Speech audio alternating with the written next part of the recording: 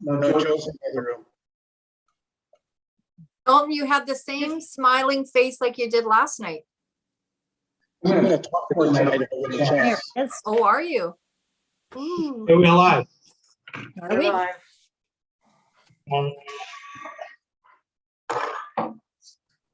Well, that's Yeah. I'll just wait for everybody to mute first. That's it.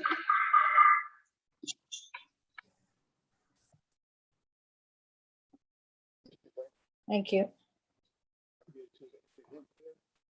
Okay, so I'd like to bring the meeting of Public Works and Environmental Services Committee meeting held Tuesday, November the 16th, 2021 at 5:01 and is being held and transmitted electronically via council chambers located at 39 South Shore Road, Lake Cowichan, as well as some of us off-site through Zoom.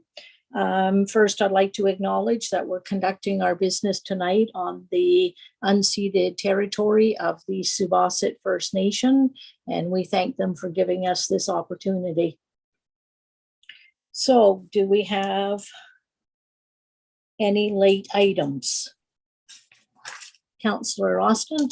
Oh, I have one. I'm sorry, but it's time sensitive. It's the LGLA in Richmond in February, and it just came out the other day. And it's something, if we can put that under new business, if everybody agrees. Is everybody okay with that? Yes, okay, so we'll put that under new business. And Mayor Day? And you're muted, sir. If I may, I would like to add the topic of flood preparedness under new business, not to go into a big in-depth conversation, but just due to the upcoming Emergency Preparedness Committee meeting, I'd just like to just have a quick roundtable and get some thoughts from the people on this Zoom. So before we go into that meeting. Okay, thank you. And so looking for approval of the agenda as amended. Councillor Austin, Mayor Day, everyone in favor? Unanimous. So business arising and any unfinished business is just probably an update if Joseph has one for us, or Jazz on the transit shelter status. Perhaps that would be Jazz. And you're muted. I can speak on that. They don't. We're gonna go.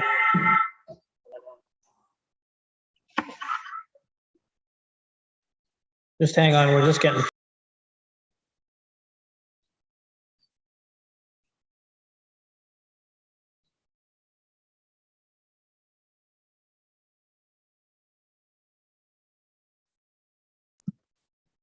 Can you hear me now? Mhm. I'll just keep talking. I'm getting feedback here for some reason. But anyways, on that shelter, the new one we were working on, Highways, like I reported last time, they weren't happy. We've come up with a new design, CBRD, BC Transit and us, and we've sent that into Ministry of Highways for their review again. So we'll see what happens. I haven't heard back, and it's been in for 2 weeks now, so. Thank you. Any welcome. questions for our superintendent? And what about the update on the one near Fields? That one is, the shelter's been there for a while. We've, we'll, hopefully this fall, winter sometimes, we'll get the old shelter out. But they would like us to put a railing in the back side of it when we do. So we've made application for a small grant to do that. So we're just hoping we get that, and then we can place a railing there for safety, and then remove the old one. Okay, yeah, makes sense. No other questions on that? Joseph? And you're muted. If the superintendent is unable to get funding for that railing, I could access some funds. Okay, good. Okay, so we're gonna move on. We have no delegations and representations, and we have no correspondence that I can see. And so we'll go on to our superintendent for a Public Works report for October, please. Okay, so just a brief summary of some of the stuff. Pine Street, the lift station, we're pretty much done for this year. We put some new valves in so we can isolate the pump station and do work inside of it.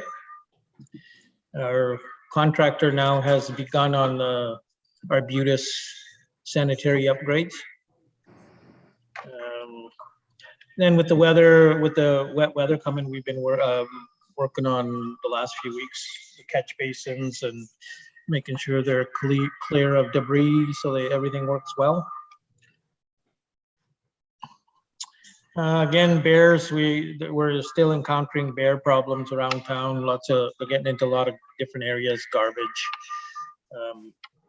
I've had some conversations with the conservation officer, some of the stuff they're doing. They got some bear traps out, and just a reminder to everybody, you know, try to keep the garbage cans either inside or in containers that are sealed so the bears can't get into as much or easy. A reminder to everybody, our organics pickup is every other week now, same time as our garbage pickup. So that's on our calendar. If everybody can just review that. We've had a number of calls from the public unaware of it. So it's on the calendar, and I believe it's on the town webpage as well. So everybody could just have a look at that. And it'll be for at least until January, but probably as February as well. We'll be doing that. Sidewalks, just like always, sidewalks is boulevards are responsible of the each individual in front of your home. If you can make some effort and help us keep those clean and safe for the people that are using the sidewalks, so that no one occurs with injuries or accidents. Just a few other items. Things getting flushed down toilets. We're encountering lots of stuff at the lagoon. People can be careful what we're putting down toilets. Even grease and stuff in the sink. All that stuff does impact our systems, our pumps and everything. So that would be something if people can watch for. Appreciate that. I think that's about it, unless you have some questions.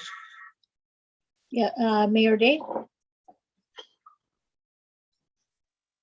Yes, thank you, Madam Chair. So through you to Mr. Sandhu, had a comment from a resident around the Arbutus Street sanitary sewer upgrade, and those fellows I know have been working in some pretty crummy weather, and it's hard to contain what the silt and stuff that they're working with. But the one person that spoke with me was concerned whether or not the crew would be coming in to clean up messy driveways and stuff after it was done. And I told him I think the answer is yes, and I'm just wondering if that's something that you're aware of that the contractor is planning on doing. They are, it's part of their contract to restore driveways, the boulevard, anybody's lawn that gets damaged, it's going to be all restored to how it was. Councillor Sandhu. Thank you. I'm just wondering if we've got issues with some flushing and some things going down our drains that shouldn't be, that if we put something on our website and Facebook page, just what not to do type of thing, like just kind of what the superintendent said, just a message, because we're just not getting enough people watching our meetings. And I just think if specifically for issues like this, that we go out there and push it through our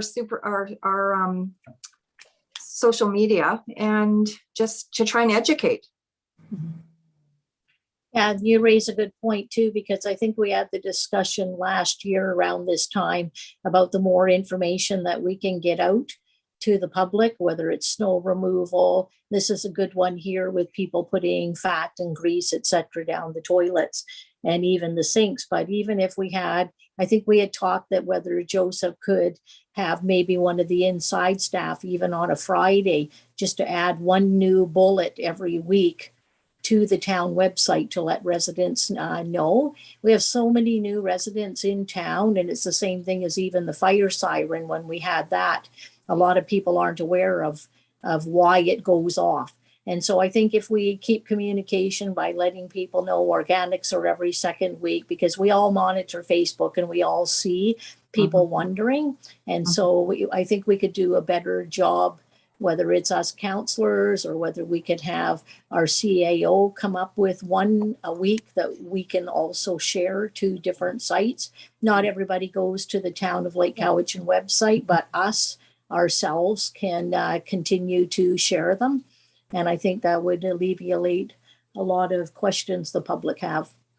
Yeah, I agree. And I'd like to see it like from staff where we just share whatever staff puts out. And so we're all on the same page with the message, and it's just factual information and whatnot. So.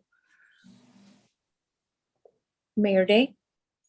Yeah, I have to support the comments being made here. If there's one thing Facebook is good for, it's marketing. That's how it's gotten as big as it has. So, you know, if we could just get it on our page and share, that'd be awesome. And I know that we can reach thousands of people with 4 or 5 shares here and there. So I think it's a great idea. And I would like to see staff do that as well.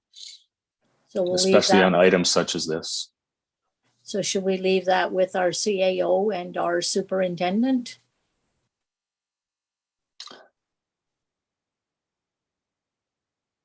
I'm not I getting believe, it. I believe I saw the administrator making notes. Okay, thank you. Councillor McGonigal. Thank you, Madam Chair. Whether it's Facebook or Meta, as it's now known, or whatever the new name, that is a good avenue for getting information out. But I think it's important that we all share the same information. So if it does come from staff, that it's a uniform message. Just a couple of comments on the Public Works report. First of all, there was no mention of the hockey box at Stone Park, which is nearing completion. I know that had been brought up before. That I see the contractors there within the last day or two finishing that up. So it's looking good. Looking for kids to get back in there and do the road hockey. On the organics, this was discussed a number of months ago on a trial basis for every other week pickup. So we will see at the end of this the impacts of tonnage, et cetera, and maybe a reduction in GHG emissions, whether that is impacted with the every other week. It's not to take away the organic collection during the very concentrated bear months. We want to continue with that, I'm thinking, every week to mitigate some of those problems. But as a trial basis, I think it's important to see if we can decrease our costs on tipping fees, et cetera, which is a major part of our budget. Thank you. And a good addition to the end of that one too is to also give people the suggestion to freeze their organics and bring them out on organic day in case they're concerned that they might be attracting more bears. That's always a good idea too. And just to follow up, if I may, I know most of us have seen some of the garbage that has been ransacked by bears. And it's problematic to see some of the contents within those bags strewn about, which contain recyclables, refundables, organics within one container. So moving forward, we will be audited on some of these moving forward, and perhaps fined, whether it's through the recycling contamination. I know North Cowichan is currently looking at an audit of some of their recycling, which is 7 to 9% contamination rate, and that's unacceptable for the contractor picking those up. So I think it's important again, to get the message out on what actually goes where. Plastics are not garbage mostly. They are recyclable at Meads Creek. Unfortunately, you do have to make a trip, but with glass, styrofoam, number 1, number 2 plastics, batteries, light bulbs, we can all make a trip to Meads Creek every month or 2. I know that I do. My wife is stringent at recycling, even down to coffee pods. I have to take them apart, put the grinds in the compost, put the plastic in the number 1. So I think it's important to get the message out what goes where. And again, through social media and us sharing the same message. The CBRD has a great site as to what is allowed where and what is collected and what is accepted at the recycling facilities. Thank you. And here's a one for you, because you've been so well rehearsed, Councillor McGonigal, and if not, Councillor Austin would be able to tell me. The Amazon bubble wrap, Number 2, plastics. number 2, which goes where? Mead Creek. Mead Creek. Mead Creek. Okay, perfect. And Wonderful. you don't need a truck or a trailer to go to Mead Creek. I've seen people with little cars and just hauling stuff out of the back in their bags. So yeah, we go once a month. Yeah, I'm sure there's a neighbor or somebody going to. So, okay, good conversation. So then we're on to Public Works and Engineering Services Water Treatment Plant update, which we have no, what would you call it? No deficiency in water right now. No, actually, the treatment plant is, we've had a few alarms, but overall it's been working well. As in September, if you recall, we had high aluminum in the raw water, which even made it was high still at the plant. So we did some resampling and it's come right back down and even lower than some of the other readings. If you look at the larger report, raw water in September, it was 3.01. In October, when we resampled it, it was 0.010. So it's back, and so we weren't able to determine exactly what caused the high aluminum, but the lake could have turned the warm weather or whatever. But yeah, Island Health is aware of it. They're also working with us too, and we actually contacted the design engineers to have a look at it, see if there's something different we can do, as well as Island Health's engineers looking at it. So Perfect. Any questions for our superintendent? I was waiting for Mr. McGonigal's comment about how well the treatment plant has been running with no boil water advisories during this heavy rainfall. There he goes. I'll give him the opportunity. So you'll recall in September, the possibility of pumping over the weir to continue at 7 cubic meters per second, the flow of the Cowichan River. In an update yesterday from Cowichan Tribes, the lower portion of the river was flowing at 660 cubic meters per second, which is 10 times the amount that is usual during November. So there is no problem with the quantity of water at present. And there possibly could have been a boil water advisory had we not invested significant funds for up-to-date state-of-the-art treatment plant. So I hope everyone will continue to drink the water. It's safe to drink. I will do it again. Aluminum in small quantities won't hurt you. But anyways, I think we are far more fortunate than other parts of the Cowichan Valley and the province.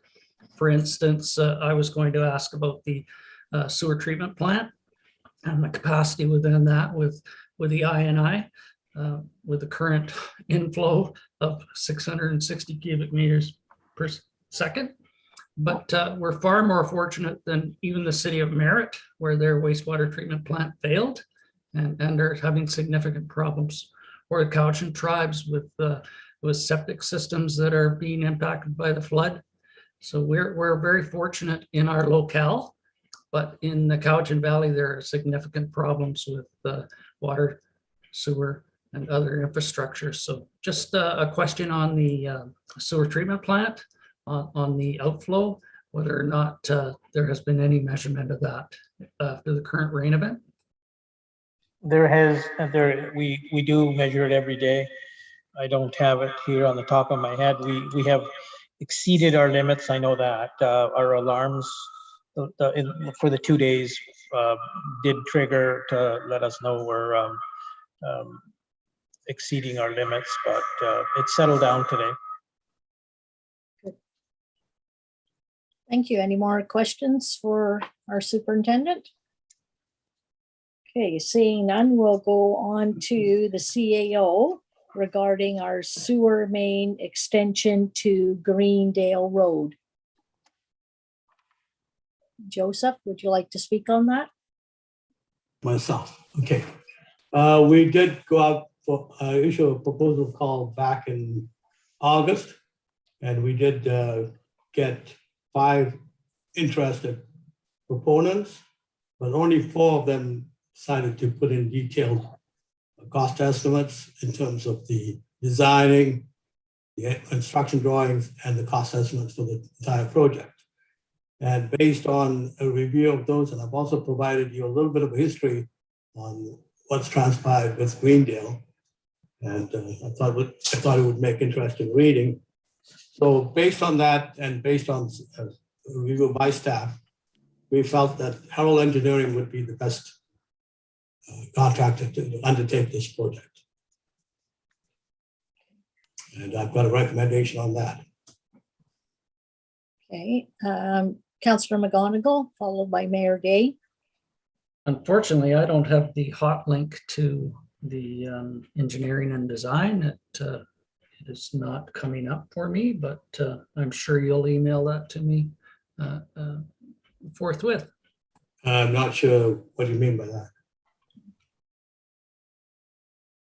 You don't have the report? I don't have the report on a hot link on my agenda, so I'm finding it difficult to follow along with the recommendation if I don't have it in front of me, sir. It was a separate email. It went out as a separate email and it's on the webpage. Okay. I'll have a quick look. Thank you. Mayor Day. Okay, then I'll stall while Councilman McGonigal looks for that. So I just looking for clarification. I know that the project itself is going to be funded by the residents of the Greendale Road on that section that's needs sewer lines. So and the engineering is going to be paid through them. By them too. By them as well. Yes. Okay. And can you just briefly describe the process of repayment on that? Is it just going to be 25 years? Yeah, and I've attached a letter here, and I didn't really indicate the length of time, but the staff is looking at a 25-year repayment plan, and it would be based on a combination of assessment and frontage. Thank you. Councillor Austin. Did you say 25 years? That seems like a long time. Yeah, I believe it's. I think most people prefer that because that doesn't mean that they have to commit the funding up front, and it comes from their taxes. It's added to their taxes each year. Okay. And so it's like a parcel tax, but not a parcel tax. And if they should get rid of their properties in the meantime, the next owner picks up the tab. Oh, okay. Continues from there. And the amount is owing whether they connect to the system or not. Some of them have perfectly good septic fields. They may want to continue that for a while till it's no good anymore before they decide to hook up to our system. But they will still be on the hook for those charges. And so Joseph, so if they are will they be charged on their property tax all at the same time, or once their other system fails and they decide to hook up? No, they will start paying right from day one. Perfect, good, thank you. So one question to our superintendent. I think he's distracted right now, but I'll wait for him to come back. But perhaps, oh, there he is. So question to you, Jazz, is so when they were talking about the lift station that Greendale Road will be on for the sewer, it has we have capacity in town? Because I'm just thinking of all the other developments that we have here. And we have the second sewer lagoon, but the third cell is still sitting unused. But can you just give me a brief recap? On the capacity, Greendale, for Greendale, we do have the capacity. Okay, perfect. Because we've known that's coming online, so we've allowed for that. Good, thank you. Any other questions for our superintendent? And Mayor Day? I don't have a question, but I didn't see any other hands, so I'll move the recommendation. That'd be recommended that the engineering services contract for the sewer main extension to Greendale Road be awarded to Herald Engineering for the tender price of $88,707, which is inclusive of taxes, with the additional requirement that a sewer modeling and impact analysis for beyond the proposed extension area be provided. And Councillor McGonigal, did you find that? Perfect, good. Councillor Sandhu, were you seconding the recommendation? Okay, so we call the question. All in favor? Okay. There you go. You got more work, Jazz. So now we are going to move on to our LGLA in February. Councillor Austin, did you want to speak on that? Yes, it's time sensitive because they're taking registrations now, and they do say it's in person. And if you get in early, it's at the Radisson Hotel. And if you get in early, you get to have your room at the Radisson. If not, Lorna and I one time went, and we were quite a long ways away and had to take taxis back and forth, which is a little bit of a waste of money. So I thought if we could bring up a motion to see how many would like to go, whether it's in person or not, I still would like to attend one way or the other. And sorry, where is it this year? It's always in Richmond in February. You fly in, and oh, 2 day, well, almost 3, I guess, 2 day. And last time I tried to go, it was fogged in for 2 days. We couldn't get over there. So what's everybody's pleasure, I guess, is what we have to say. Yeah, Councillor McGonigal. You're muted. Very worthwhile learning opportunities through Local Government Academy. I would move that those interested be afforded the opportunity to attend. I'll second that. Oh, Okay, Mayor Day. I was just seconding that. Okay, so we'll vote, I guess, that as many people who wish to put their name forward may do so. All in favor? That's unanimous. And contact our CAO. And now we have, the flood preparedness. I'll leave that to Mayor Day. Yes, thank you very much. So the CAO is going to come up with a date where the Emergency Preparedness Committee shall meet and discuss the various issues. And I think the summer is still fresh in our minds, what went on there and the possibilities of things that could happen there. But we just went through some severe weather that wreaked some havoc. I know we didn't see it as much as other areas, but that's the good fortune we have of living at the top of the hill. For anybody here that tried to get to Duncan or to the South Cowichan or the North Cowichan yesterday, you probably encountered a no-go zone.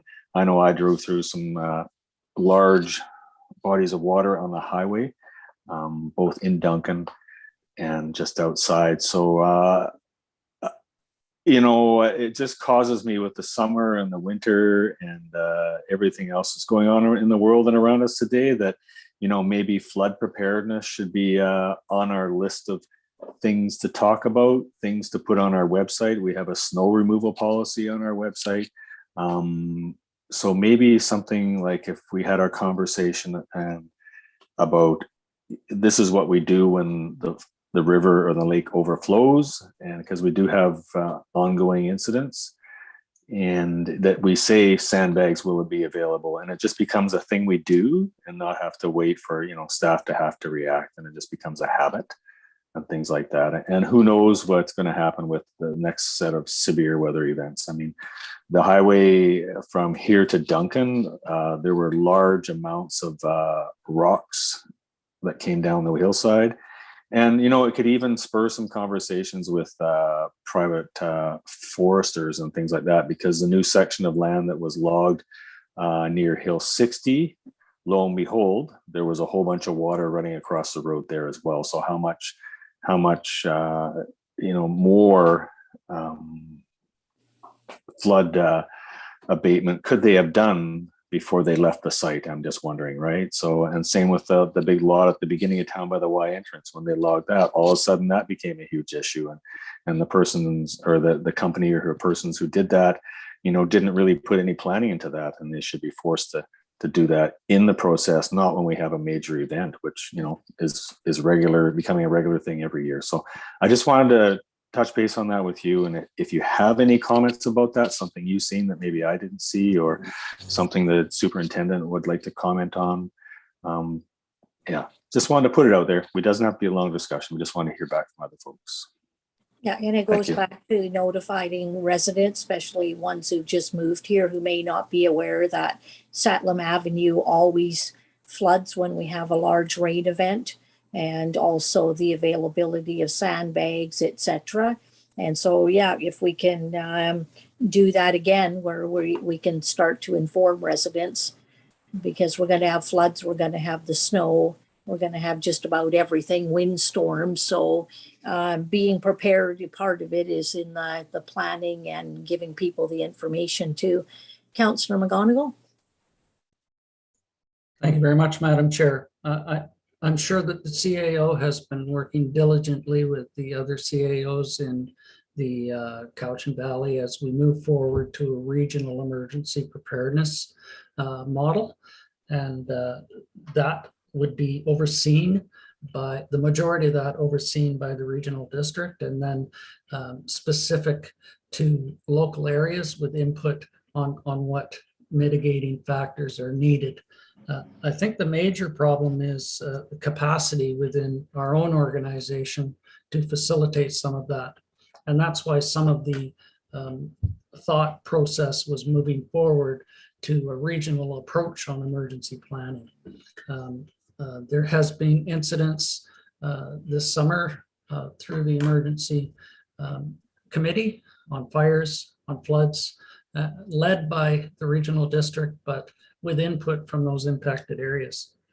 For localized problems, I think we did get the message out that sandbags were available for those who needed them, self-filling as required.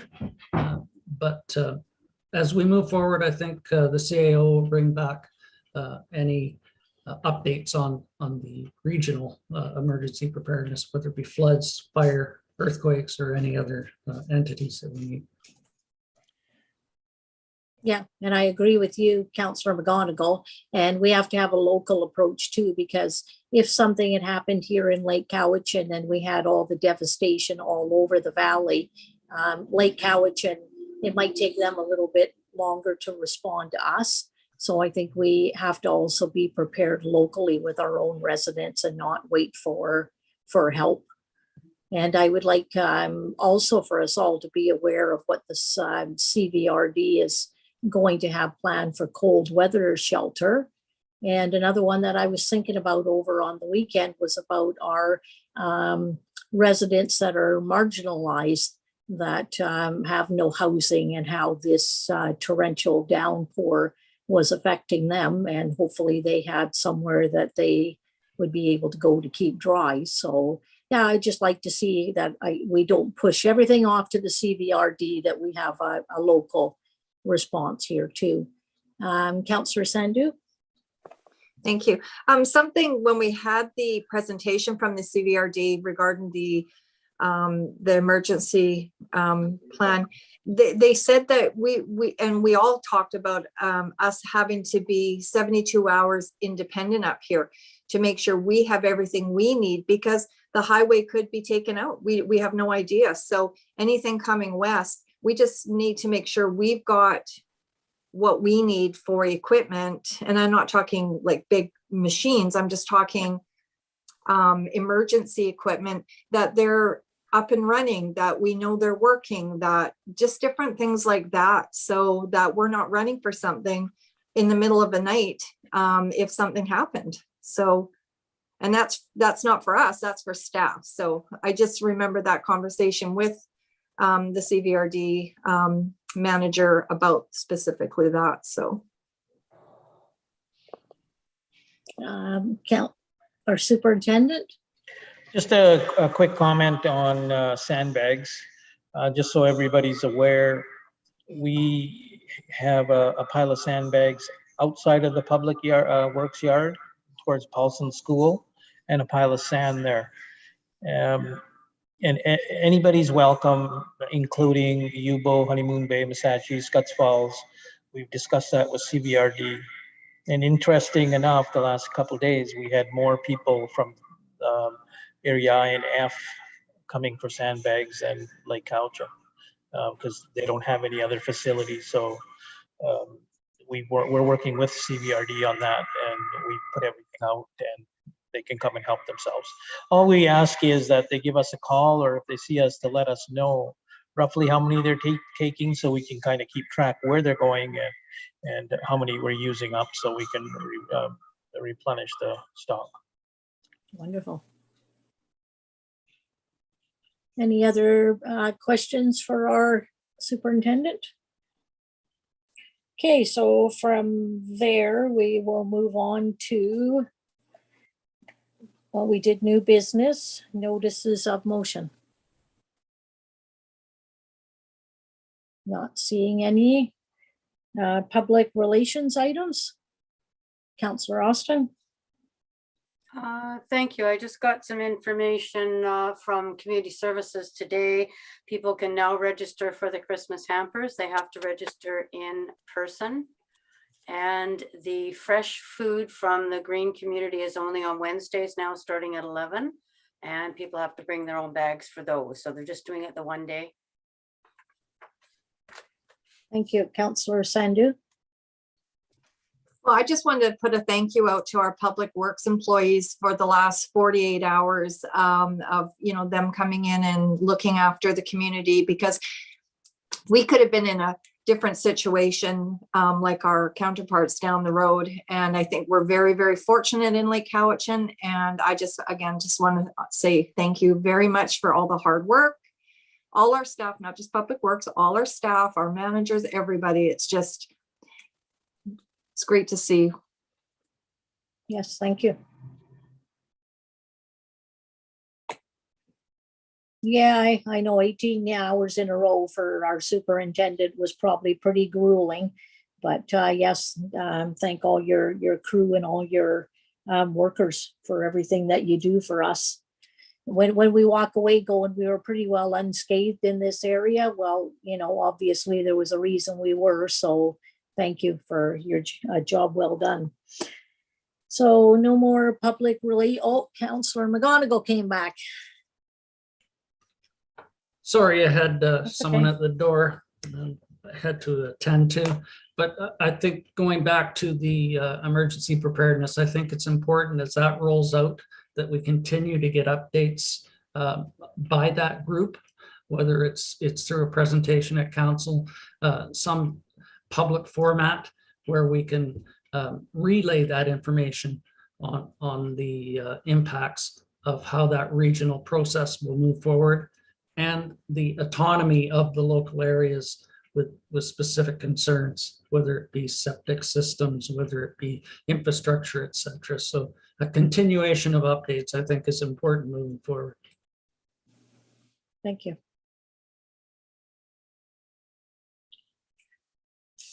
Okay, so I'm not seeing any other comments. So question period, we will pause for 3 minutes.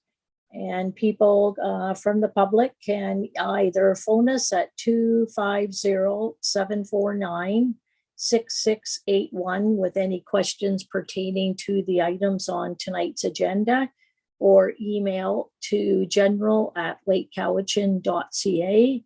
So once again, phone number is 250-749-6681, or email to general@lakecowichan.ca.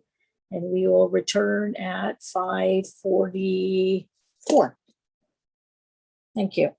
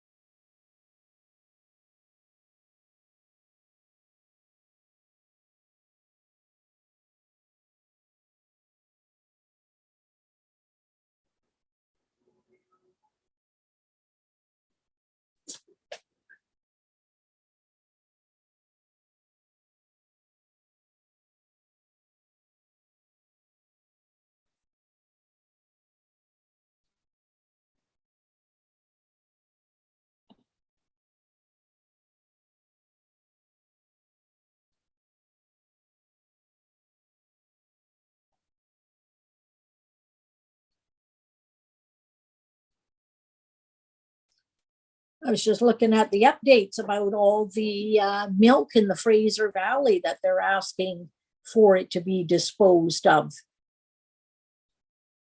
Makes you wonder how this is going to affect our supply chain.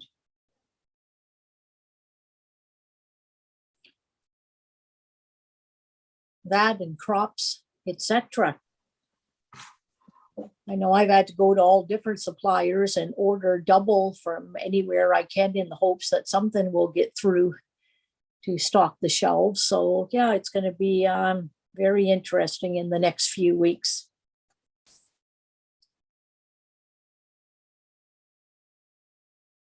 So, okay, to our CAO, do we have any? Oh, he's on the phone. Maybe we have somebody watching tonight.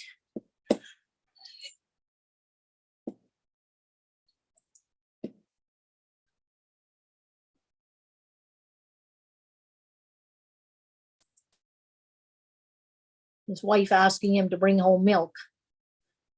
No, you're muted, Joseph.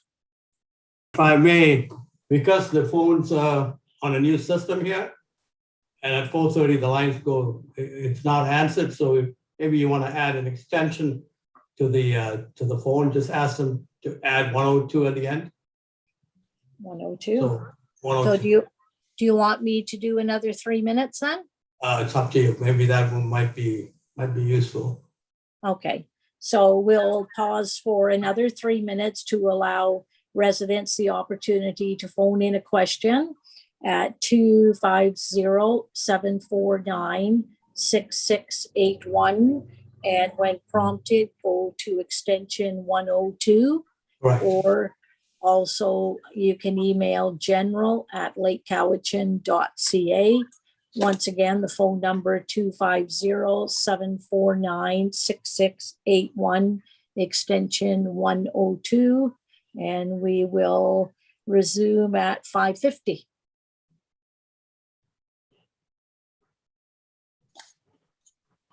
Do you have that down, Carolyn, for yours? Just a quick question to everybody. Do you hear the feedback that Jazz and I are having in this room? No. No. Or you can hear it from your end or not? Oh, yes, that, yeah. Yeah, we're aware of it. There's nothing that we can do. Next time, we're gonna try and go 50 feet apart or something. So sorry about that. What about earplugs, earphones? We used them when we were in the office and they worked really well. If each of you wear earphones? I don't think that would make a difference. We're too close together, unfortunately. So sorry about that. Well, Tim and I sat at the same table and with earphones, it worked fine. So you could try Oh, it. did you? Okay. Yeah. We'll try that. Well, next time. just so you know, we're not getting it now, Definitely. Dalton, because he's muted and you're not now. So we're not getting any feedback, or I'm not. It could be Jazz's computer, in fact, now that you say that, because yesterday during our tourism meeting, it wasn't so bad, but he had turned off his computer completely. And he has now. He just did that exactly the same thing. So you So guys sorry maybe about that. just share one. Pardon me? Maybe you guys just share one when you have to do your reports. I think that's probably why we talked about that as well. That's why when you see us chatting, we're talking about those things. All business. Sure. All you business. are. Yeah.